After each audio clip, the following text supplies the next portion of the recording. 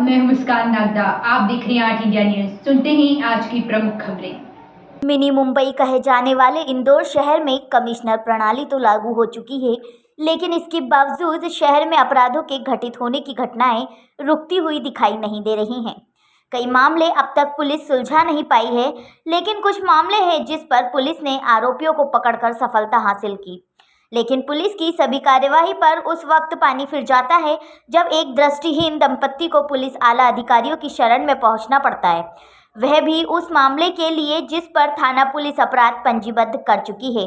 अब तक आरोपियों की गिरफ्तारी नहीं हुई है। दरअसल शायद यह देखकर इंदौर पुलिस के आला अधिकारियों की नज़रें भी शर्म से झुक गई होंगी, क्योंकि कुछ लापरवाह अधिकारियों के कारण पूरे विभाग को शर्मिंदा होना पड़ता है। घटना मंगलवार सुबह पुलिस कंट्रोल रूम की है, जहां एडिशनल पुलिस कमिश्नर की अगवानी में जन सुनवाई की जाती है। वैसे तो हर मंगलवार होने वाली जन सुनवाई में फरियादियों की एक बड़ी कतार नजर आती है, लेकिन आज कल मंगलवार को होने वाली जन सुनवाई में कुछ ही फरियादी पुलिस की शरण में आए हैं, जो पुलिस के आला अधिकारियों से न्याय की आस लगाए बैठे हैं।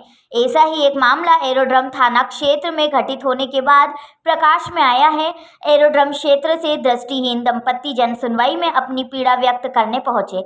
उन्होंने बताया कि राखी के समय उनके घर जबलपुर से बहन का लड़का आया हुआ था और उसका साथी भी उनके साथ में रहते थे। उसी दौरान उसने चोरी की घटना को अंजाम दिया और यहां से फरार हो गया। अब पुलिस के पास जब फरियादी जाते हैं तो पुलिस कहती है आरोपियों को पकड़ने के लिए खून पसीना बहाना पड़ता है। फिलहाल इस बात का जवाब तो शायद आला अधिकारियों ने भी इन दृष्टिहीन दंपत्ति को नहीं दिया, लेकिन आश्वासन जरूर दिया है कि आरोपियों की जल्द गिरफ्तारी हो जाएगी और इनके द्वारा की गई शिकायत पर FIR दर्ज कर ली जाएगी। ये जो दंपत्ति आए थे हमारे पास, वो हमें बताया कि उनके यहाँ राखी के समय, जब रक्षाबंधन के समय उनके घर में चोरी हो गई थी और उन्होंने जिनको घर पे रखा था, अपने बहन के लड़के को घर पे रखा था, उसके द्वारा ये घटना शायद की गई है। तो इसके लिए हमने TI को बताया कि वहाँ पे FIR दर्ज कर और जहाँ पर भी वो लड़का रहता है उसको पकड़ के लाएं और इसके बारे में, चोरी के बारे में पतातशी करें और जो सामान इनका दिव्यांग का गया है वो उनको वापस दिलवाएगा। हमारे झुमकी, पायल, मंगलसूत्र और 10,000 रुपये चोरी चले गए। तो हमारे बहन का लड़का आया था, उसका दोस्त आया था, वो लेके चले गए। 10-12 दिन 15 दिन रहे, पुट्टी पेंटिंग का काम करते थे और हमने भागा भी दिया उनको 2-3 दिन पहले। तो हमारी सिस्टर ने फिर फ़ोन लगा के बोला कि ये भूखे प्यासे फिर रहे, जबलपुर के हैं, जबलपुर से आए थे वो। तो उनने ऐसा किया है और ये जुल्म करके हमारी सुनाई नहीं हो रही है। पुलिस वाले भी बोलते हैं कि खून पसीना बहाने पड़ता है।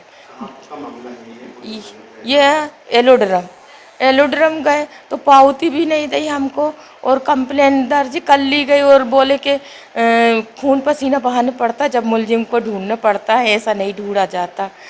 कितने की रकम थी, क्या जेवर था? हमारा 1.5 लाख का करीब गया है। देखो, झुमकी 1 तोला की थी सोने की, कान की, 1.5 तोला का मंगलसूत्र था गले का, 12 भर पायल, 10,000 नगद केस। आपने एरोड्रम थाने में FIR दर्ज करवाई? FIR दर्ज करवाई एलोड्रम में। पहले ही रक्षाबंधन के पहले हम लोग रक्षाबंधन को खजलैया में घर में नहीं रहे। हम लोगों का ऐसा त्यौहार गया, 2 महीने होने जा रहे, कोई सुनाई नहीं है।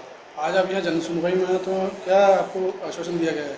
ये बोला गया है कि वहाँ जाइए एलोड्रम में तो आपकी FIR दर्ज होएगी और आपको वो पावती भी मिलेगी और आपका सुनाई। ये इसका राज नाम है श्रीकांत राज और एक का गोलू नाम है, जबलपुर के।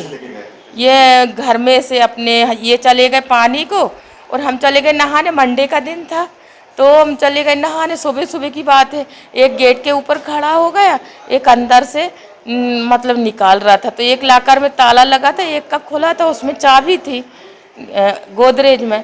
तो लाकर में से निकाल के ताला खोल लिया और ज्यों का त्यों लगा भी दिया और चाबी उसी में धर दी। मेरा अनीता पटेल।